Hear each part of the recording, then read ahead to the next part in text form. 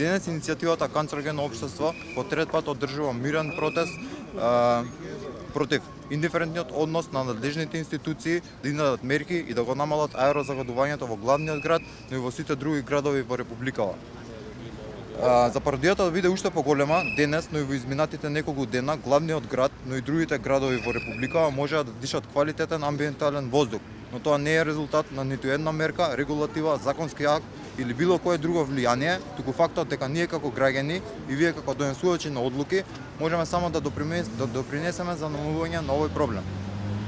Но вие, почнувајќи од најнискиот левел на делување, како инспектори за животна средина, министри, заменици министри за животна средина, премиер и сите други чинители со вашиот индиферентен однос и одлуки не допринесувате за справување со овој проблем.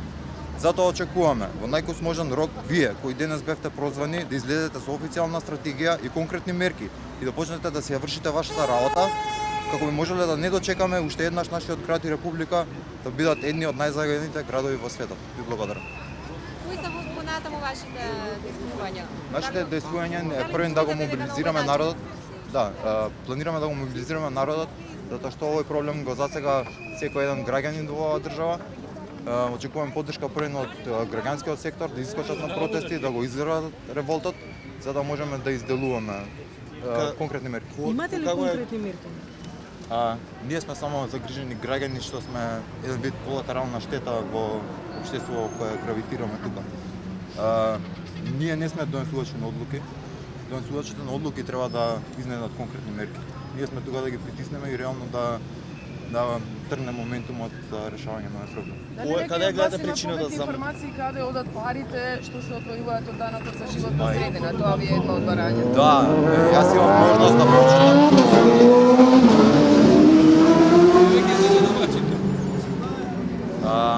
Имав можност да прочитам изјава, не знам дали официјално од министерот за животна средина, дека буџетот им бил премногу мал, што префрла топката на друго место, тоест на тие што одредуваат за буџетот колкав треба да биде. Мораме да бидеме свесни дека треба да се сносат последици, почнувајќи од нас граѓаните, па се нагоре. Значи мораме да дигнеме свеста на едно подобро ниво. Кои се причините за, ако може да се рече, мала излезност за еден ваков проблем што ги засега масовно сите граѓаните? Каде ја гледате? Не знам. Еве, можеби јас се подобро да кажам, како екоактивист во изминативе 6-7, можеби 8 години, поминавме една-две влади, меѓутоа не успеавме да направиме едно мобилизирање на членството на народот, иако се соочуваме со еден од најголемите проблеми. Проблем кој што ни троши најмногу директни жртви и најмногу пари на годишно ниво. Кога кажавте за парите, дали наменски се трошат, парите кои што се издвојуваат за животна средина апсолутно се трошат ненаменски. Значи тие одат за покривање на непродуктивните цели, на непродуктивните политики. Впрочем, и како извештаите и на европскиот и на нашите домашни ревизори, дека ние немаме контрола и немаме контролни механизми на трошењето на парите и на политиките кои ги креираме. Во неколку наврати исто сум побарал јавно да се направи една контрола, едно истражување во врска со прочистувачите како најголем грал на оваа денешна политика за борба против загадувањето, кога се во прашање најмалите и најранливите групи на граѓани. Значи нема меродавен извор, нема референтна студија која што потврдила некој нивни бенефит.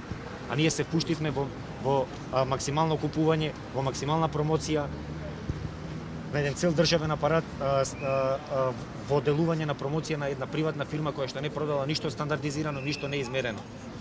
Уште нешто би кажал за големината на протестите тука. За жал, ние во изминатите години нашите власти си милуваат да си направат свои здруженија со кои што си седат на онакви средби како чинители, како фактори во решавање на овој проблем. Имавме таква средба на влада пред неколку дена. Таму беа само две здруженија кои што се за нас познати, останатите се апсолутно непознати. Сеедно и за познатите здруженија би кажам. Значи, непоимливо е некој да се занимава со животна средина, а да нема став, да нема аргумент или да нема критика во дадени моменти кога е таа потребна. Значи, не може вие да бидете само статусна фигура кога се промовираат некои луди решенија, некои луди адхок политики, а да немате критика во текот на целата година. Токму во тој правец и прашањето моје. Еве, нив ги нема имате тука. координација со други невладини организации? ама која е потребна, значи- Експерти се озвали на вашиот повик? Експерти ние одиме по емисии, ние повикуваме на вакво на експертски дебати, меѓутоа нашите политичари одбегнуваат. А проекти некои дали имате предложено? Имаме и проекти еден куп, значи ние сме луѓе кои што 7-8 години поминавме во оваа проблематика. Значи ние научивме што значи митигација, што значи кост-бенефит анализа. Значи нашите пари сакаме да бидат вредно трошени, не да бидат трошени за прочистувач кој што може да залови 50 грама прав за една година, сакаме да имаме филтер на некоја фабрика кој што ќе може да залови неколку тона на прав, кој што ќе биде емитиран во целиот Скопски регион. Прочистувачот ќе ве спаси, можеби вас, нема да ме спаси мене, нема да го спаси другиот комшија. Каде го Разбирате? лоцирате проблемот, најголемиот загадувач во Скопје, кој е?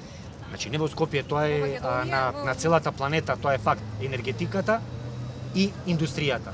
Ние 90% од енергијата ја добиваме во рек Битола. На највалканиот можен начин, со најниско калоричниот можен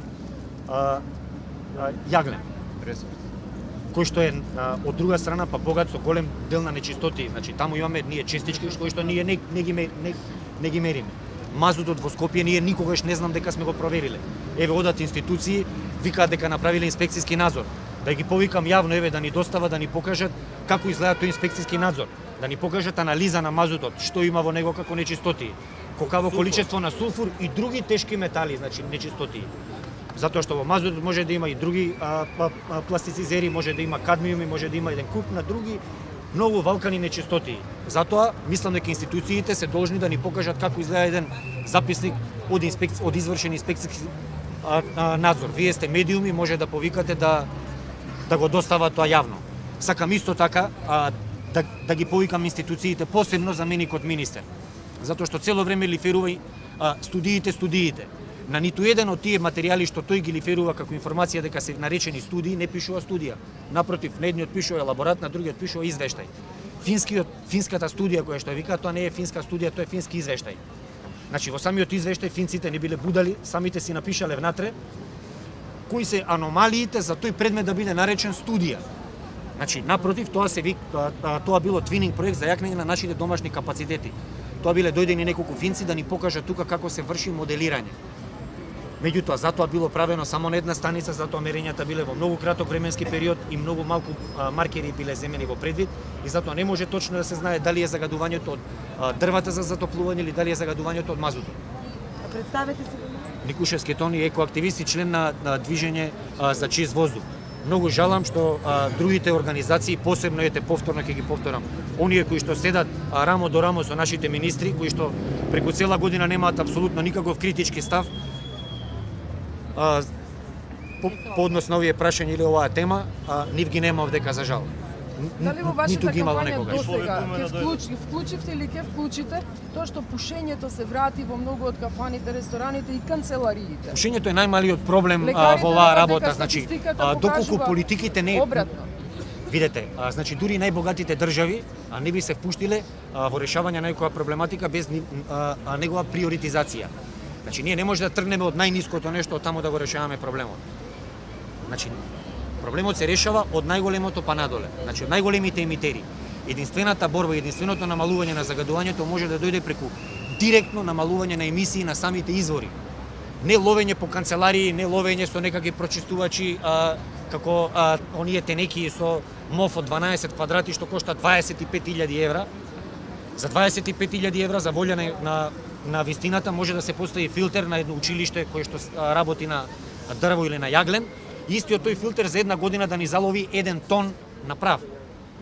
Тогаш зошто да дадеме 25.000 евра за онаква тенекија, која што нема никаква одржливост, која што е направена од материјал кој што потекнува од една од највалканите индустрии, металната индустрија, и суша.